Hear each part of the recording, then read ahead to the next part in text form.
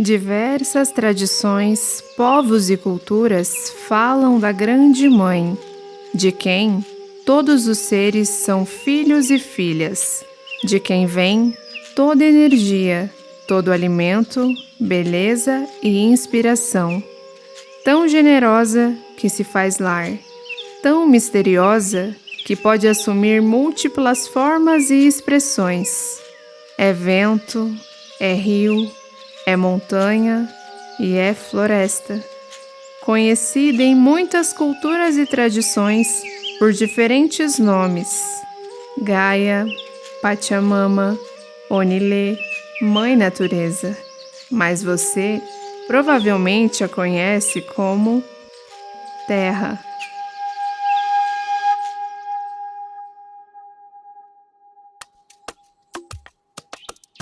Para nós de comunidade tradicional, né, ou comunidade de quilombo, né, que somos remanescentes, né, de povos que foram arrancados de África, né, pelo sistema de escravidão, mas que mesmo assim, chegando aqui no Brasil, resistiram, né, a esses sistemas e criaram formas de relação com a terra, né, formas de pensar a terra e diferente desse modelo de comércio, né? Então não vê a terra como uma materialidade, como algo que vai gerar renda, que vai gerar apenas dinheiro, mas a gente vê a terra como uma parte nossa, da mesma forma que os povos indígenas que já viviam aqui antes da colonização, né, sempre tiveram outra percepção do que é a terra, né? Então ela não é algo que está fora de nós, mas ela nós somos uma extensão da Terra, né, que já estava aqui antes de nós. Por isso que muitos povos também veem a Terra como essa grande mãe, né, como essa grande fortaleza, né, e que nos criou, nos pariu.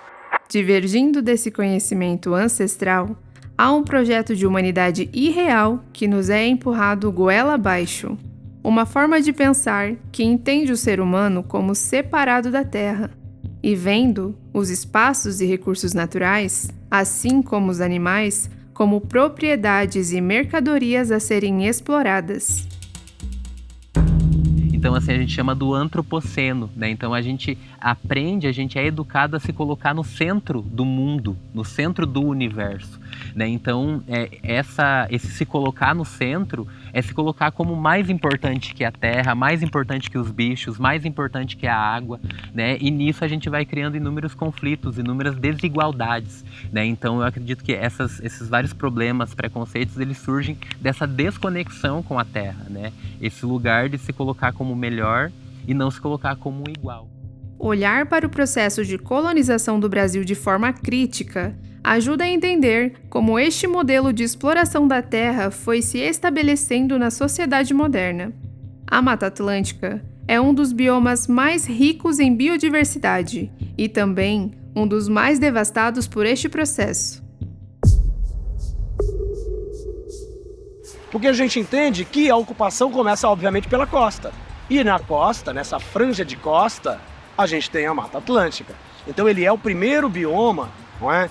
Ele, Mata Atlântica, que vai sendo, por assim dizer, degradado, como a gente fala hoje, né? Sendo ocupado, retirado pela presença humana. Portugal e Espanha, quando fazem a expansão marítima, fazem isso com uma empresa colonial, com uma ideia deliberada de explorar. Entende? Há uma discussão muito forte da América, colônia de exploração, colônia de povoamento. De qualquer forma, visto aqueles povos originários, não é? É um problema que não se encaixa na realidade deles, porque de qualquer forma eles vão ser explorados mesmo. Então esse projeto ele chega retirando a Mata Atlântica, seja para cultivo, seja para tirar o pau-brasil, seja posteriormente para cultivo, seja para selecionar algumas plantas que lhes interessem produzir nelas. É uma depredação severa, então você entra literalmente a ferro e fogo retirando a floresta, não é? E consequentemente retirando as pessoas que lá vivem também, colocando uma nova lógica de organização. Então ver o mundo de uma forma única, que é colonial, ela é monocultural. Então a gente vê só pela colonialidade. Disso vem o agronegócio, né? Vem esse modelo de geração econômica também, que é destrutivo, né? As hidrelétricas, as barragens, né? Coisas que não pensam o território, né? Então assim, a monocultura ela é prejudicial no sentido que ela apaga a diversidade da terra. Uma coisa é quando você vivia a agricultura de subsistência, daquele indígena que durante 15 mil anos viveu na América. Agora não, agora você tem grandes equipamentos capazes de fazer grandes alterações na paisagem. E a presença de equipamentos que são permanentes, são verdadeiras próteses a gente fala na geografia, né, próteses no território, as ferrovias, posteriormente as próprias rodovias, as cidades, que vão ser colocadas e que agora viram um sistema. Outra questão importante que a gente tem, quer dizer, na medida em que entra uma agricultura mais moderna, principalmente pós década de 50, pós Segunda Guerra Mundial, em que você tem uma coisa chamada Revolução Verde, e que vai adentrar nas áreas de plantio os químicos, os produtos químicos. Então você tem uma série de problemas hoje relacionados a produtos químicos, em que você tem ali fungicidas, herbicidas, uma série de produtos químicos que na natureza não se decompõem tão facilmente, são artificialmente construídos, e que geram o que a gente chama, né, essa poluição inorgânica, essa poluição que é prejudicial às águas, é prejudicial às aves e, obviamente, também prejudicial ao ser humano. Valorizar os saberes e fazeres dos povos do campo, águas e florestas é uma oportunidade de aprender que existem outros caminhos possíveis. Estes modos de viver, formas de habitar, produzir alimentos e se relacionar com o território de maneiras mais justas, comunitárias e integradas à natureza, são praticadas por comunidades tradicionais negras, como a comunidade quilombola, Invernada Paiol de Telha, núcleo assentamento, onde esses saberes seguem sendo cultivados. As comunidades quilombolas, elas se construíram, né, nesse processo de resistência frente ao sistema de escravidão, né, do sistema colonial. Então foram arrancados muitos povos, né, diversas culturas, etnias, grupos étnicos, né, de África, e eles chegaram aqui e colocaram literalmente tudo em um barco, né, em um balaio só, como os negros, né, mas eles eram vários povos com idiomas diferentes, culturas, formas de se relacionar com a terra e com os outros, né, diferentes. E hoje falar de quilombo, né, é pensar essa história, esse processo de história, mas também falar dos valores que os quilombos constroem, né, para além desse processo de sofrimento, de resistência, de dor e de luta, né, mas os quilombos, eles preservam o território, preservam a cultura, né, inúmeros saberes e fazeres, como nós dizemos, né, os nossos mais velhos são grandes mestres da cultura quilombola, né, que têm saberes que foram repassados, né, pela oralidade, pela fala, pela história, né, pela conversa que não está nos livros, né? Então, por isso, de ser tão valioso, né, essas comunidades, né, esses mestres, esses anciões para nós. O conhecer sobre a floresta, as árvores e plantas medicinais é um saber valioso, guardado por seu Erondi Fernandes Marques, também chamado de Chiquinho. Até por sinal, essa erva aqui é uma erva que é muito bom para o estômago, se chama milome, e dá para você fazer um bom remédio para o estômago. Então isso a gente sempre pega aqui fazer remédio para o pessoal que sempre que estão com dor no estômago, né? E essa erva aqui também é outra que eu vou falar para você. Essa aqui se chama jaguarandi, até por sinal eu vou dar um pedacinho para vocês só para vocês verem o cheiro que ela tem. Essa aqui é para gripe, por exemplo, se faz um chá para gripe assim, é muito expectorante, entendeu? Então é um cheiro bom, gostoso, só para ver se de bom que é o cheiro.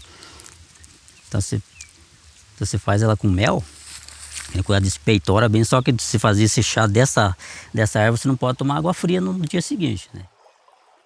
Ó, essa árvore aqui, o pessoal sempre, aqui no coisa, quando o pessoal cortavam ela de primeiro, que agora a gente já não pode cortar mais, né? Então essa é a canela guaicá que o pessoal sempre derrubavam para tirar madeira para fazer casa, né? Uhum. Essa aqui é a canela guaicá, né?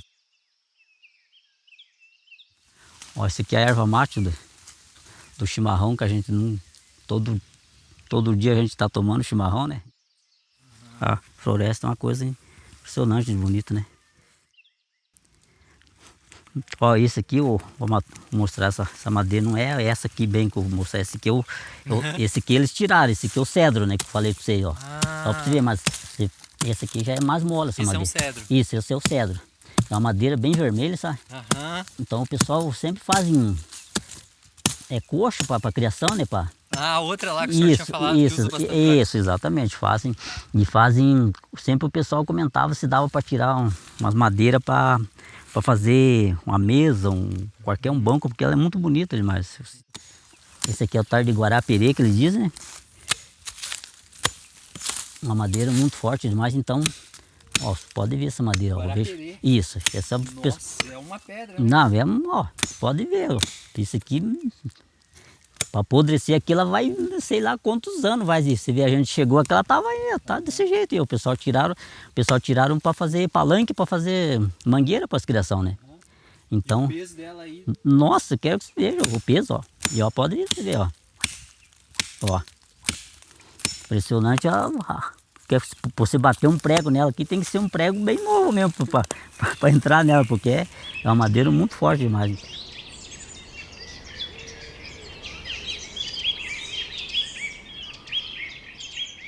Também falando sobre essa questão dos valores e saberes, né, a agricultura quilombola, eu acho que é uma das coisas mais fortes na nossa comunidade, né, porque tanto que alguns anos atrás, antes da pandemia, o Paiol era uma das comunidades que mais produzia alimento, né, orgânico, sem veneno aqui, de Guarapuava e região. Nós temos também certas formas de produzir roça, né, que são trazidos também, né, com os mais velhos, a lua, o tempo certo de cada semente, né, de cada grão, então tem se mantido isso também. Tem um pouquinho de tudo, né? Batata doce, mandioca, cebolinha verde, quase tudo a gente tira aqui da horta, né? A gente compra bem pouca coisa, né? Uhum. Daí tipo fruta, a gente tem abacate, tem laranja, tem as limosinhas, tem meio de tudo um pouco, né? Que nem a senhora falou, vocês estão fazendo tipo uma agrofloresta, plantando uma coisa junto com a outra aqui. Tipo assim, sabe? No começo eu plantava só uma coisa. Daí a gente fez uns cursos aí, e daí me interessei. O cara falou assim, como a praga pega muito, ó, esse purgão preto pega muito na couve na época da seca, né? E a lagarta, tudo os bichinhos. Daí ele falou que é bom a gente fazer assim, plantar meio de tudo, porque daí o bicho ele não consegue atacar em todas as plantas. Ele ataca num pé e daí, como tem muita planta, ele não vai em todos. Daí, quando a praga vai num pé, principalmente, daí não vai no outro, né? Porque eu sou de Oxóssi, eu adoro a natureza. Eu converso com minhas plantas, sabe? Porque a maioria que a gente planta aqui, a gente vive com esse. E eu não uso veneno, eu só uso produto orgânico. Para matar as pragas, como o sabão de álcool, e eu fumo, cebola, a mamona. Então, que a senhora coloca daí a gente coloca tudo isso para matar a lagarta, matar todos os bichinhos que estão destruindo, principalmente a formiga, a gente põe a cinza. Então tudo isso. E a senhora cobre o solo assim com as folhas que cai também? E daí com as folhas. Ó, outra que antes, logo que a gente veio que eu morei em Guarapuava também. Logo que eu vim de Guarapuava, eu achava que ficava bonito assim, sabe? Só a terra. Mas não, aí tá bonito assim. Mas depois que você planta, você tem que catar todas aquelas folhas lá que a gente tem. A gente usa para pôr nos pés. Ponhar na veira dos canteiros, ponhar no pezinho. Ó. Eu falo para meus filhos, para meus netos, que eu trago eles às vezes na horta. Falo, aí vocês têm que aprender a plantar, né? Porque eu já vim da roça. Então, quando meu pai, a minha avó morreu com 100 e poucos anos, minha avó era bugre, meu avô era curador. Eu aprendi muita coisa, muito remédio. Eu falei para a Jan que eu vou escrever um livro. Eu vou escrever um livro de tudo que aprendi com meus avós, sabe? Porque nós temos a cura aqui. Você acredita que o dia que eu fiquei bem doente, que me deu uma dor de cabeça muito forte, sabe que o que eu me curei, que não tinha, tomei 2 injeções, tomei bolas de antibiótico. Eu me curei com milome, que eu adiantei bastante ali, nós também temos. Com milome, com também aquela outra ali, aí me esqueço, gengibre também, que é muito bom para gripe, para dor de cabeça. Só com remédio natural. Ó, inclusive o miolo da bananeira é um xarope que dá para curar a criança da tosse, bronquite. A manjerona, que a gente planta ali também, hortelã levante, daí tem hortelã-pimenta. A terra produz o alimento que você come, então vem da terra. Se você não cuidar da terra, não cuidar da água, porque sem água nós também não vivemos. É tudo com a natureza. Confluindo com estes saberes quilombolas, os povos originários do Brasil, os povos indígenas, também são fontes de sabedoria e formas de viver em conexão com a terra. Antes da invasão do Brasil, estima-se que havia mais de 1.500 povos indígenas, que falavam cerca de 1.200 línguas diferentes. Hoje, segundo o censo do IBGE, são registradas aproximadamente 274 línguas e apenas 305 etnias.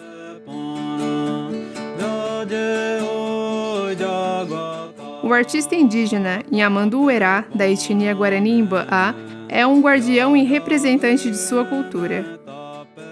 A minha conexão com a natureza, ela é uma coisa que me livra de todo o mal, assim, dos pensamentos, da negatividade, porque a mãe natureza, ela oferece muita coisa assim, pra gente.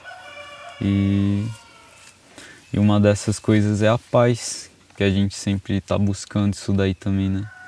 E eu sinto essa conexão por causa que vem da ancestralidade também, porque a gente veio da natureza, assim. Antigamente, nos tempos mais distantes assim, a gente sempre morou na floresta, sempre caminhou, e uma das coisas que eu mais gosto, tipo, quando eu acordo, é ouvir os passarinhos cantando, assim.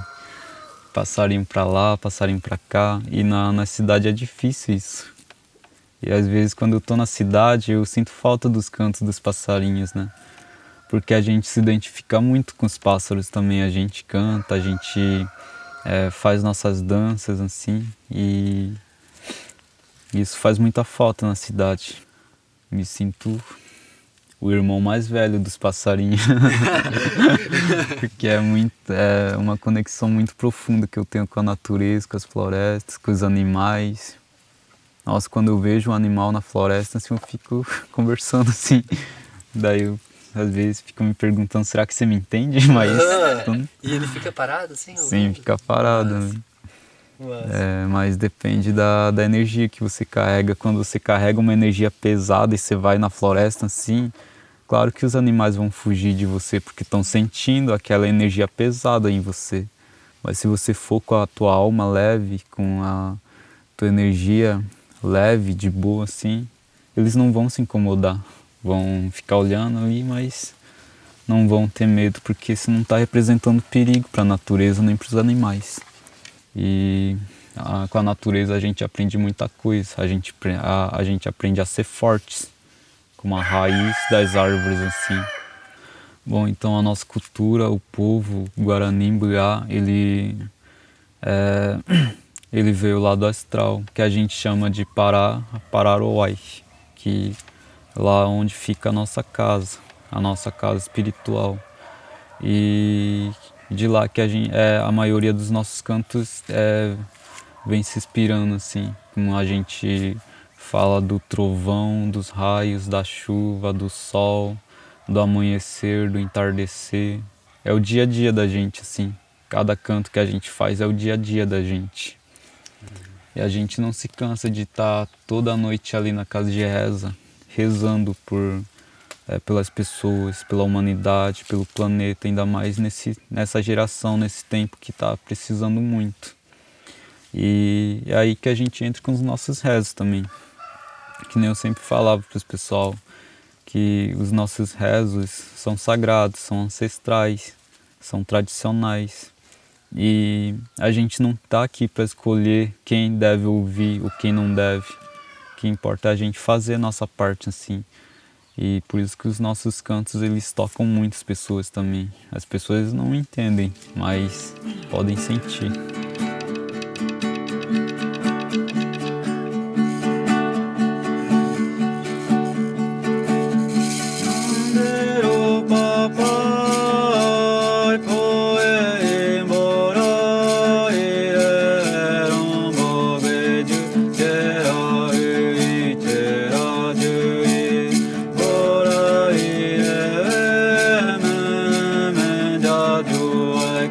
Tondoro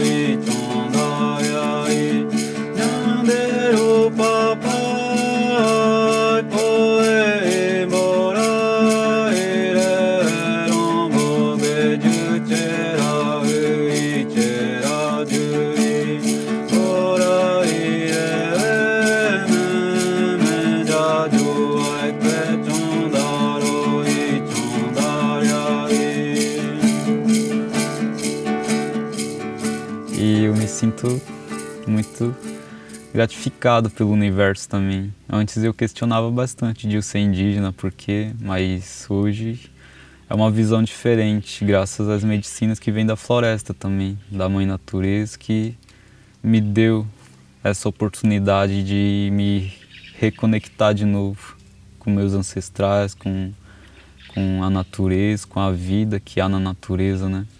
E é isso, tipo, quando as pessoas falam pra gente se apresentar em algum lugar, a gente vai lá e se apresenta com todo orgulho no nosso peito, assim. Da gente cantar e falar que nós é indígena, que a gente veio da Mãe Natureza, mas só as pessoas quererem se aprofundar mesmo para descobrir os mistérios da nossa cultura, assim como os outros povos têm suas riquezas, seus mistérios, e a gente tem o nosso também.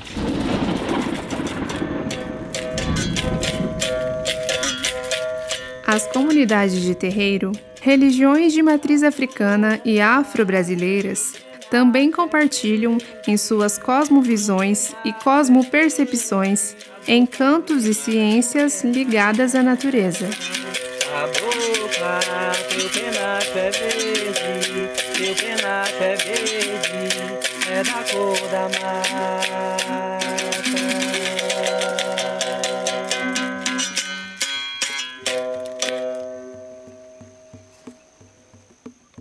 Então, eu sou iniciada no candomblé, né? O candomblé de matriz é Ketunagô, né? Sou filha da casa Ileaxé Abassá de Ogum, que é uma casa em Salvador, né? Então, Agô também, a minha mãe Jaciara, né? Minha mãe Jaciara por poder falar sobre, né, o axé, que para nós não é uma coisa separada também, né? As nossas religiões, elas são filosofias, modos de vida. Os orixás, né, para nós, são os deuses, né, os nossos deuses, mas eles são simbolizados como deuses através dos elementos da natureza, né? Então, por exemplo, a mata, né, é Oxóssi, né, que é o grande guardião, né, e caçador da floresta.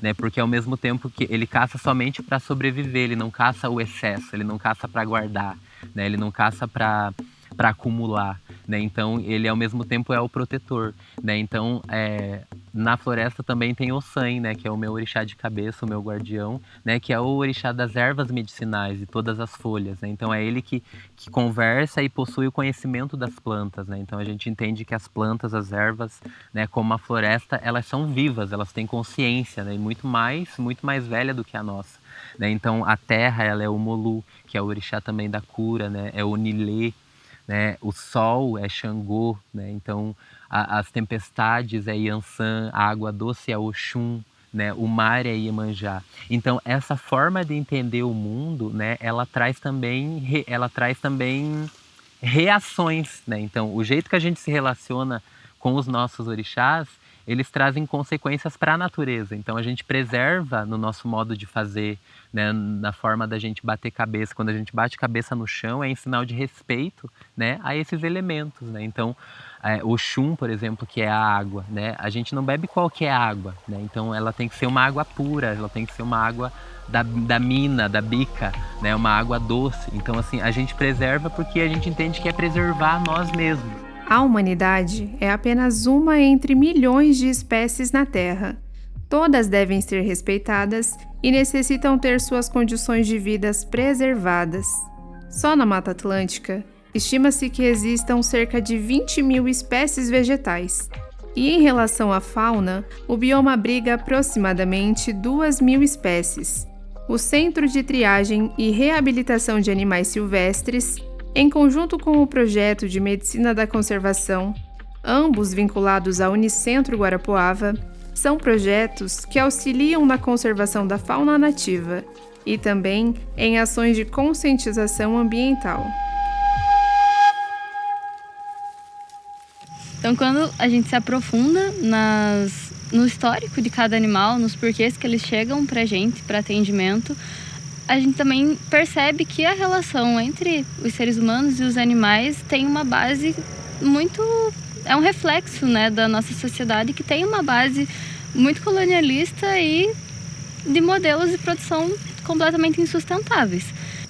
E também a relação que as pessoas têm com os animais silvestres é muitas vezes uma relação de medo. Então isso acaba prejudicando muito esses animais, porque muitas vezes as pessoas se deparam, né, com algum animal nas suas casas e tudo mais, e a primeira opção sempre é matar. Quando a gente vai conversar também com pessoas que relatam, né, esse tipo de situação, a primeira opção é matar ou fazer algo que prejudique a vida daquele animal. E a educação ambiental ela também permite que essas informações elas sejam disseminadas e que as pessoas entendam que tem outras alternativas que não é matar o animal. Então, às vezes transferir ele ou ligar mesmo para um órgão ambiental que possa fazer esse resgate. Mas a opção ela nunca vai ser matar o animal silvestre. Então, os animais silvestres, né, eles são os animais que eles vivem, né, especificamente num determinado bioma que envolve tanto mata quanto florestas. Eles são denominados pela legislação como um animal nativo do território brasileiro, então que vive total ou parcialmente em algum bioma no Brasil.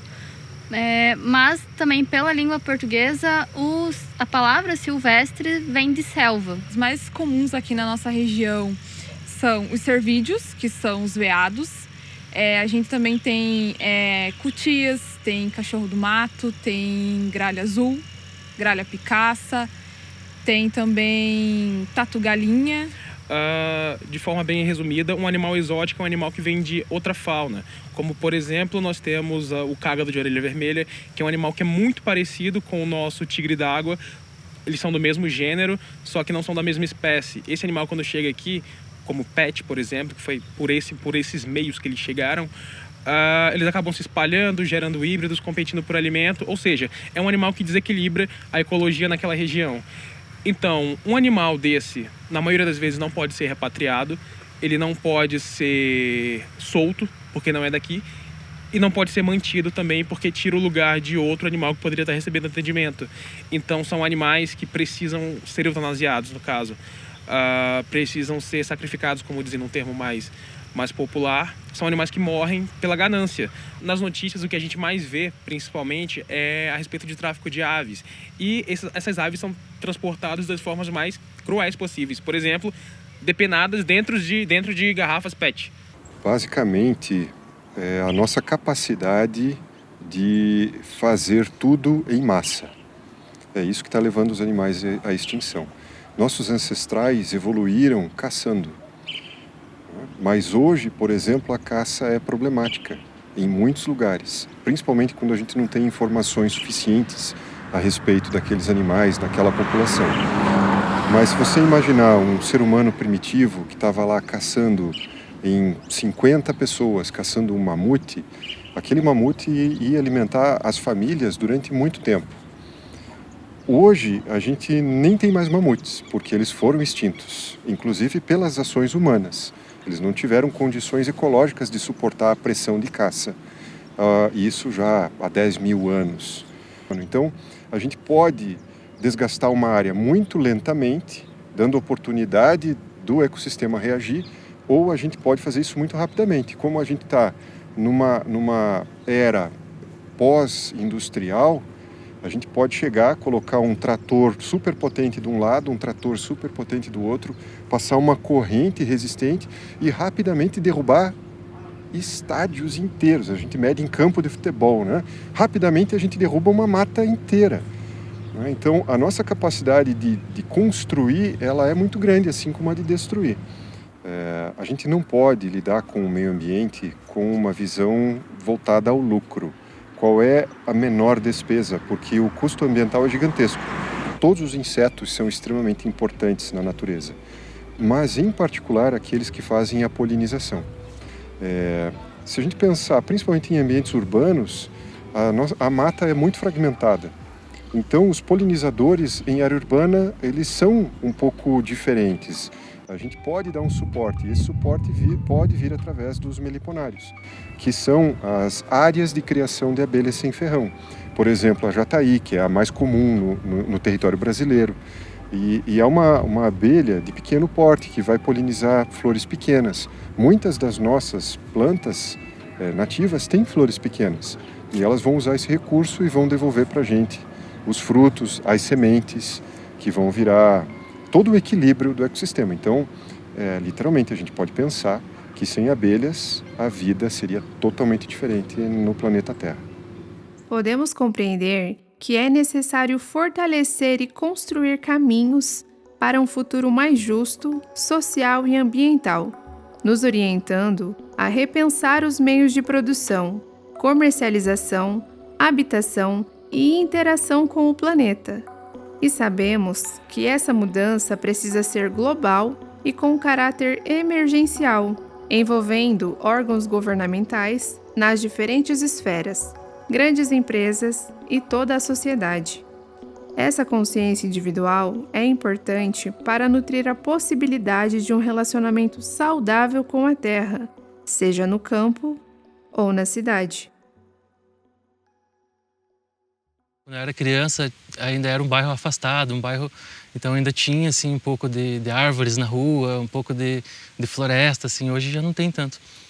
E quando eu cresci, começaram a cortar essas árvores, assim, parece que faltava algo para mim, assim. E você morar assim no campo, você começa a acessar outros entendimentos também sobre a vida, assim, né? Sobre essa existência nesse planeta, assim, né? É claro que é importante a gente ter as nossas coisas, mas se afastamos dessa conexão com a natureza, com as plantas, né? E daí eu comecei a aprender com o pessoal aqui, né?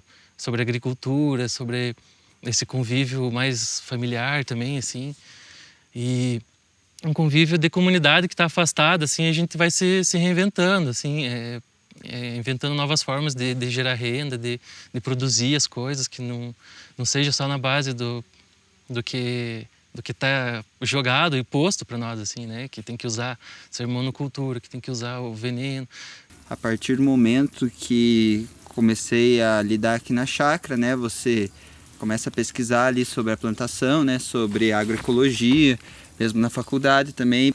A agroecologia é você cultivar de maneira sustentável, não sustentável num sentido vago, porque a palavra até de certa forma se tornou, mas de uma forma que respeita os processos de vida. Eu acho isso é mais importante, porque você respeitando os processos de vida, você gera equilíbrio para que você tenha biodiversidade e gere processos ali que vai estar alimentando todo o sistema e você não dependa tanto de insumo externo. Porque quando a gente depende de insumo, a gente está falando de extrativismo. Quando a gente está falando de extrativismo, a gente está falando, você está tirando algo de algum lugar. E da onde que isso está saindo? Qual é o impacto que tirar isso daquele lugar está tendo? Eu acho que esse saber é importante, assim, para todos, assim, não só para quem mora no campo, sabe? Mas para quem mora na cidade também é importante saber plantar, porque a gente está dependente do mercado, assim, né? Precisa comer, deu uma fome, você vai ali e compra uma coisa, mas às vezes o produto, mesmo a verdura que está sendo vendida lá, pode conter agrotóxico, né? E agrotóxico não faz bem para a saúde, né? Então, esse saber que os povos do campo têm, os povos quilombolas, indígenas, que moram no campo, deveria ser um pouco mais valorizado no sentido dessa agricultura familiar, da gente também plantar na cidade, das famílias também ter o costume de produzir alguma coisa que fosse na cidade, um alimento, uma planta medicinal ali, ter um pouco mais próximo essa relação, né? Porque isso é uma segurança da sobrevivência também de nós, assim, né? Enquanto espécie, porque se a indústria, né, alguma coisa acontecer com a indústria, com o mercado, como é que a gente vai comer, né? A principal principal causa de morte hoje em dia no mundo é doenças cardíacas, né? Isso daí é totalmente relacionado à alimentação, né? Você tá comendo coisa com muito sódio, muita gordura, muito açúcar. Querendo ou não, são, de certa forma, até... É uma indústria que vicia as pessoas nessas coisas. E daí você torna toda uma população do mundo dependente disso. Então, acho que você plantando alimento, pensando no cuidado com o meio, você está pensando desde o cuidado com a água, cuidado com os animais, cuidado com o solo, cuidado com com as plantas, o cuidado com as pessoas. Então, a partir do momento que você está cultivando de forma saudável, você está promovendo, né, a saúde em toda a população. E também essa questão do viver com a terra, assim, né? Esse saber da agricultura familiar, ele não é um saber assim que abusa da terra, não. Ela trabalha com a terra, né? Busca ali a gente corta o mato, deixa ali, ele vai virar adubo, vai virar uma terra, a gente vai plantar em cima, os matos maiores vão crescendo e a gente vai virando adubo. Então a gente vai trabalhando, né, em harmonia com a terra, junto com a terra. Então é uma maneira também de se viver nesse planeta, né? Quando você está captando uma água, quando você está vendo o olho da água, fazendo uma cacimbinha, fazendo um reservatório ali onde você vai captar a água, vai filtrar ela, jogar numa caixa d'água, depois distribuir ela para os outros pontos do terreno, você começa a pensar na sociedade, como a sociedade faz isso. Quando você tem ali teu esgoto, teu lixo, você tem que destinar isso, né, para algum lugar, né? E que todo mundo espera que se faça isso de uma forma correta, sem estar agredindo o meio em volta, você começa a pensar, e no âmbito da sociedade, como a sociedade faz isso. E quando eu descobri a bioconstrução, eu me encantei, porque eu falei, nossa, é uma casa firme, de terra, feita com terra e capim, com materiais reciclados, você pode usar madeira, e uma casa segura, confortável, assim, que se pode viver por muitos anos, porque uma casa de barro, até onde a gente sabe, tem durabilidade de mais de 100 anos, se ela for bem cuidada. Construí minha própria casa, né, feita de barro, com capim, numa técnica conhecida como Kobe-garrafa, né, outras técnicas também, pau a pique, Kobe-wood, que é colocar madeirinhas assim no meio troncos de madeiras, né, no meio da parede. E ajudei outros amigos também a construir as suas casas de barro, que a gente também veio nessa pegada coletiva, assim, esse movimento veio surgindo, foi se espalhando para vários amigos, assim, então a gente também tive a oportunidade de ajudar a construir outras casas além da minha. E os amigos também vieram ajudar a construir a nossa casa, né? Então, daí eu buscando alternativas, eu achei a fossa de evapotranspiração. É uma piscina totalmente impermeabilizada. E a partir disso você vai encher essa piscinona ali, que tem o tubo de pneu embaixo, com entulho grosso, brita, areia e terra. É um filtro, né? Um filtro ascendente, porque o teu esgoto vai cair embaixo e vai subir. Então ele está ascendendo, né? E em cima disso, da terra, você vai plantar. Primeiro vai demorar um tempo, né? Para ele estar subindo ali o dejeto. Vai estar acontecendo ali muito processo biológico ali, né? Principalmente com as bactérias. E daí o que sobrar disso vai virar comida de planta, né? Das possibilidades de construir uma casa em bioconstrução é você se apropriar dessa construção artisticamente, né? Construir a parede com desenhos, com formas, com desenvolturas assim que você às vezes você nem planeja. Então é bem bacana também poder ter essa questão de você construir a sua própria casa, que você constrói do jeito que você gosta, com aquilo que é possível, mas do jeito que você gostaria, né? A gente, como ser humano, né, acredito que a gente tem um propósito, uma missão, e quando a gente alinha isso com acho que é uma pergunta, o que você está fazendo? Você está propagando a vida ou não? Qual o rastro por onde você passa? Amor ou ódio, fartura ou desgraça? Qual a forma que você cultiva? Exploração, veneno ou propagação de vida? Olhar a mata não é apenas sobre olhar, mas também sentir, ouvir e tocá-la. É participar da vida na terra, com a terra, enxergando ela como uma ancestral, respeitando todos os seres como irmãos e irmãs. Se você se sentar na beira de um rio, embaixo de uma cachoeira, no alto de uma montanha, ou olhando para uma fogueira, através da água, do vento, do fogo, você vai ouvir a terra falando. Parece que ela está sempre tentando nos lembrar que também somos terra. Como você responde? Olhar a mata é ver que eu sou também parte dessa mata, né? E que não sou melhor do que ela, né? Mas que devo respeitar essa mata. Olhar a mata, olhar essa diversidade, né? De plantas, de árvores, de animais que tem, né? Na mata. Então, eu acho que é muito esse olhar de contemplação, assim, né? E de aprendizagem também, né? Você olhar, observar e aprender com a natureza, né? Aprender o que ela também tem para te ensinar. Olhar a mata é olhar para a vida. É olhar para o que realmente importa nesse mundo. Para mim não importa muito o material, porque não importa se a gente tiver material e não ter mata, a gente não vai sobreviver, porque é olhar para a mata assim, olhar para a vida.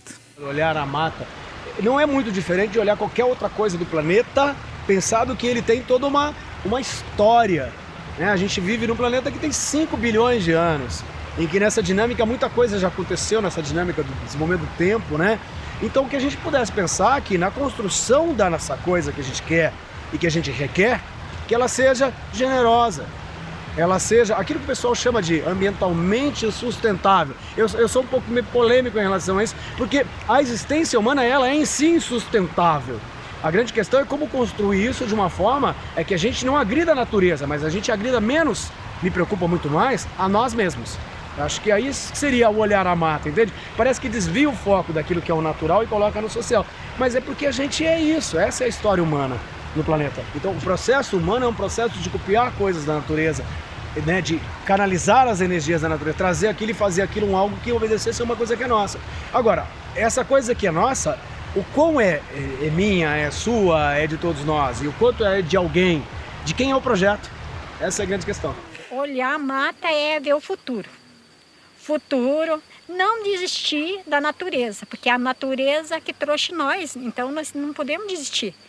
Tudo que eu enxergo na mata é a natureza que fez a gente viver e continuo lutando, não destruindo a natureza, porque o povo vê a natureza, ele destrói, ele devia de amar as árvores, amar a água, tudo. A natureza é isso, a natureza é sobrevivência, gente. Sobrevivência. A terra, nós temos que cultivar ela, porque tudo vem da terra, é a natureza. Então não tem que você destruir nada. Você tem que só pedir, cuidar com carinho. Pegar na terra faz bem, a terra cura. A terra é a natureza, então não tem. Então a gente tem que cuidar e o jovem também tem que cuidar. E muito dos mais novos hoje em dia, por exemplo, se eles saírem na mata, eles vão olhar uma árvore e eles vão dizer o meu nome dessa árvore, para que presta, para que é valiosa ela, o que. Você sai na mata aí, se você conhece um remédio, você vai, não, lá em lugar tem um remédio lá, vamos pegar, tem lá, claro que tem, vamos lá. Então, se não tiver uma mata, como que você vai chegar e dizer, não, vou buscar um remédio lá, mas você sabe, você tem lá. Ah, pior é, não tem mata, como é que você vai buscar remédio lá? Eu acho que fica assim essa mensagem dos povos mesmo, né, das comunidades quilombolas, né, das comunidades indígenas, que é um anseio, assim, né, porque falar da terra, falar dos elementos é falar de nós, né, então, assim, preservar a vida, né, preservar esses elementos, né, que são as florestas nativas, os rios, as minas de água, né, os olhos de água, né, é preservar o nosso futuro, né, o futuro dos nossos que virão, né. Tem um provérbio afro-indígena que fala assim que a terra não foi dada a nós, né, pelos nossos pais, mas ela foi emprestada a nós pelos nossos filhos. Então, ela não é nossa, ela está emprestada, né, pelas futuras gerações que virão, né? Então a gente tem que preservar. Então acho que a gente precisa olhar a terra com mais cuidado, com mais respeito, né? E ao mesmo tempo olhar os outros, né? Porque nós somos terra, então como que a gente também se relaciona com os outros, né? De um olhar de respeito, um olhar de afeto, né? Um olhar de cuidado, porque se eu cuido do outro, o outro também vai cuidar de mim, né? Esse movimento cíclico de manutenção da vida, então que a gente possa ser mantenedores, né? Mantenedores das sementes crioulas, né? Porque semente crioula, né, são grãos, são plantas, são os animais e também é gente. A gente também é semente, né? Olhar a mata e ver o futuro. Olhar a mata e ver a vida. Olhar a mata. Olhar a mata e ver que sou semente. Olhar a mata e ver a natureza. Olhar a mata e contemplar a beleza. Olhar a mata. Olhar a mata. Olhar a mata. Olhar a mata, olhar a mata, olhar a mata e ver o futuro. Olhar a mata.